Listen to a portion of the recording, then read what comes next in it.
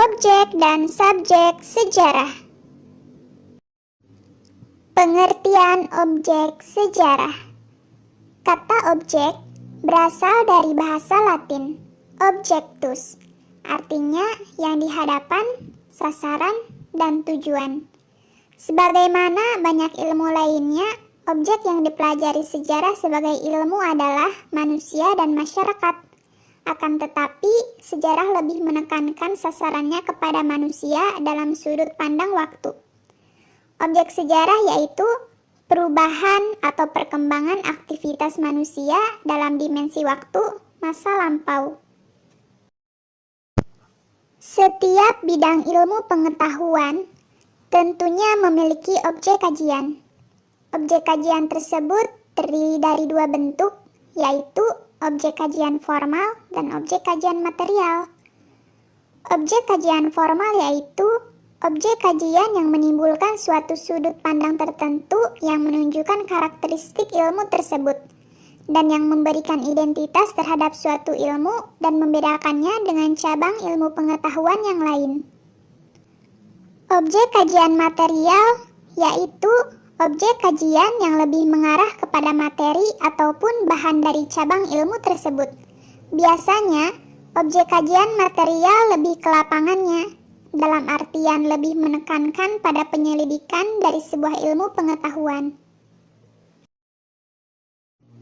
Pengertian subjek sejarah. Penyusunan sejarah adalah manusia. Manusia yang melakukan kegiatan tersebut disebut subjek. Manusia dalam proses sejarah menempatkan dirinya sebagai objek dan subjek sejarah. Keberadaan manusia sebagai makhluk sejarah tidak dapat dilepaskan dari kemampuan manusia menciptakan dunianya.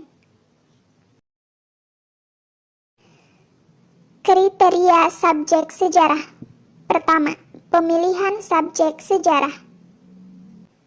Pada tahapan pengantar, hanya perlu menanyakan 4 perangkat pertanyaan. Perangkat pertanyaan pertama bersifat geografis, yang kedua bersifat biografis, yang ketiga bersifat kronologis, dan yang terakhir perangkat pertanyaan yang keempat yaitu bersifat fungsional. Jawaban atas keempat perangkat pertanyaan tersebut akan memberikan pandangan kepada sejarawan mengenai batas-batas daripada minat sejarahnya. Kriteria subjek sejarah yang kedua yaitu mengurangi ruang lingkup sesuatu subjek. Ketiga, memperluas ruang lingkup subjek. Penelitian sejarah berusaha mencari sumber-sumber informasi yang baru atau belum dipakai, atau mencari interpretasi baru mengenai suatu subjek. 4. Limitasi terhadap pemilihan subjek. Hasrat daripada sejarawan yang bertanggung jawab untuk menghindarkan ketergantungan yang terlalu besar kepada pengarang-pengarang lain. Dengan kata lain, untuk memberikan sumbangan orisinil kepada studi sejarah. Seharusnya dijawabnya pertanyaan-pertanyaan lain yang berhubungan dengan pemilihan suatu subjek. 5. Kompleksnya studi komparatif. Kesukaran-kesukaran teknis barangkali lebih besar lagi jika yang dipilih adalah suatu subjek di dalam bidang sejarah komparatif, karena masalah perbandingan yang sederhana sekalipun mungkin menghendaki dimilikinya pengetahuan rangkap 3. 6. Alat bantu untuk memilih subjek. 7. Penyesuaian judul terhadap penyajian. 8. Bagaimana menemukan sumber. Setelah memilih sesuatu pertanyaan untuk dibahas, maka seorang pemula akan dihadapkan kepada masalah mencari informasi yang akan memungkinkannya untuk menjawab pertanyaan itu. 9. Bibliografi kerja. Segala aparat heuristik itu menyarankan kepada kita supaya kita selalu mengingat-ingat suatu bibliografi singkat mengenai buku-buku yang pasti diperlukan bagi penelitian sejarah yang serius. 10. Membuat catatan. Bagian yang paling menyusahkan dalam pekerjaan sejarawan adalah membuat catatan, di mana ada kemungkinan bahwa kata-kata lengkap di dalam suatu sumber akan dikutip di dalam naskah terakhir. maka perlulah dibuat catatan penuh mengenai bahan-bahan yang dikutip. Analisis subjek. Ada 3 hal yang mendasar perlu dikenali pengindeks dalam menganalisis subjek, yakni jenis konsep dan jenis subjek. Pertama, jenis konsep. Dalam satu bahan pustaka dapat dibedakan 3 jenis konsep, yaitu disiplin ilmu, yaitu istilah yang digunakan untuk satu bidang atau cabang ilmu pengetahuan. Disiplin ilmu dapat dibedakan menjadi 2 kategori, yaitu disiplin fundamental, meliputi bagian-bagian utama ilmu pengetahuan.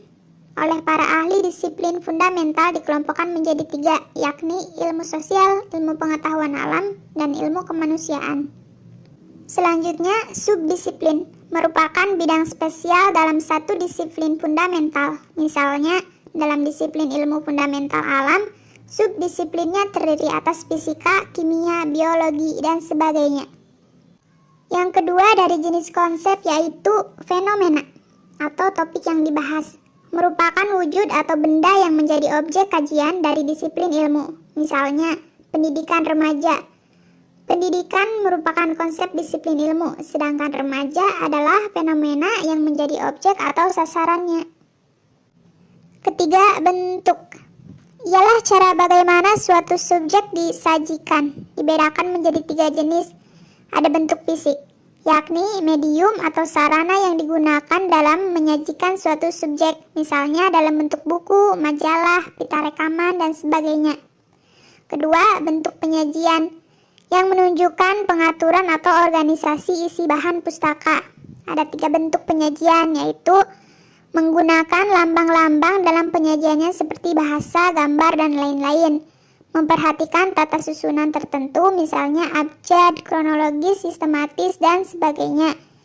Yang terakhir, menyajikannya untuk kelompok tertentu, misalnya bahasa Inggris untuk pemula, psikologi untuk ibu rumah tangga. Ketiga, bentuk intelektual, yaitu aspek yang ditekankan dalam pembahasan suatu subjek, misalnya filsafat sejarah. Di sini yang menjadi subjeknya adalah sejarah, sedangkan filsafat adalah bentuk intelektual.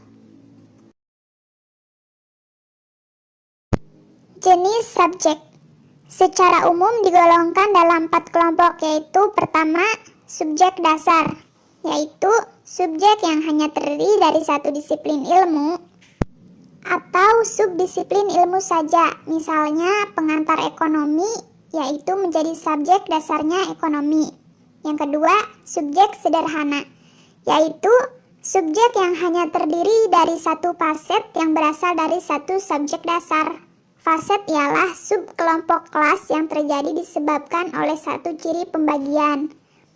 Tiap bidang ilmu mempunyai faset yang khas, sedangkan fokus ialah anggota dari satu faset. Misalnya, pengantar ekonomi Pancasila terdiri dari subjek dasar ekonomi dan faset Pancasila. Ketiga, subjek majemuk, yaitu subjek yang terdiri dari subjek dasar disertai fokus dari 2 atau lebih faset. Misalnya, hukum adat di Indonesia, subjek dasarnya yaitu hukum dan 2 fasetnya yaitu hukum adat. Faset jenis dan Indonesia faset 4. 4. Subjek kompleks, yaitu subjek yang terdiri dari 2 atau lebih subjek dasar dan saling berinteraksi antara satu sama lain. Misalnya, pengaruh agama Hindu terhadap agama Islam. Di sini terdapat 2 subjek dasar, yaitu agama Hindu dan agama Islam. Nah, untuk menentukan subjek yang diutamakan dalam subjek kompleks terdapat 4 fase, yaitu fase bias, yaitu suatu subjek yang disajikan untuk kelompok tertentu. Kedua, fase pengaruh, yaitu bila 2 atau lebih subjek dasar saling mempengaruhi antara satu sama lain. Ketiga, fase alat, yaitu subjek yang digunakan sebagai alat untuk menjelaskan atau membahas subjek lain. Dan yang terakhir, fase perbandingan, yaitu dalam satu dokumen atau bahan pustaka terdapat berbagai subjek tanpa ada hubungannya antara satu sama lain. Terakhir dari menganalisis subjek yaitu ada urutan sitasi. Nah, agar diperoleh suatu urutan yang baku dan taat azas atau konsistensi dalam penentuan subjek dan nomor kelas, maka Rangan Nathan menggunakan konsep yang dikenal urutan sitasi. Cara menentukan subjek. Sebelum pustakawan atau pengindeks dapat menempatkan suatu bahan pustaka pada kelas atau penggolongan yang sesuai, pustakawan perlu mengetahui lebih dahulu subjek apa yang dibahas dalam buku tersebut, sudut pandangan yang dianut penulis serta bentuk penyajiannya. Untuk itu, pengindeks perlu mengetahui bagaimana membaca buku secara teknis untuk mengetahui isi buku. Langkah-langkah untuk mengetahui isi buku secara cepat adalah sebagai berikut. 1. Judul buku tidak selalu mencerminkan isi yang dibahasnya, bahkan kadang-kadang membingungkan. Untuk itu, perlu diadakan pemeriksaan lebih lanjut. Kedua, kata pengantar. Sebuah buku dapat memberikan petunjuk kepada pengklasir tentang maksud dan ide suatu bahan pustaka yang disampaikan kepada pembaca dan sasaran masyarakat pembaca. Kata pengantar biasanya dibuat oleh pengarang, tetapi ada kalanya dibuat oleh ahli dalam bidangnya atas permintaan pengarang. Ketiga, daftar isi. Daftar isi sebuah buku merupakan petunjuk yang dapat dipercaya tentang subjek buku tersebut karena memuat secara terperinci tentang pokok bahasan per bab serta subbab. 4. Bibliografi atau sumber yang dipakai sebagai acuan untuk menyusun buku dapat memberikan petunjuk tentang subjek suatu buku. Kelima, pendahuluan. Pendahuluan suatu buku biasanya memberikan informasi tentang sudut pandang pengarang tentang subjek dan ruang lingkup pembahasan. Terakhir, meminta pertolongan dari orang yang ahli dalam bidangnya. Nah, ini merupakan jalan keluar terakhir apabila pengklasir mengalami kesulitan dalam menentukan subjek buku yang tepat.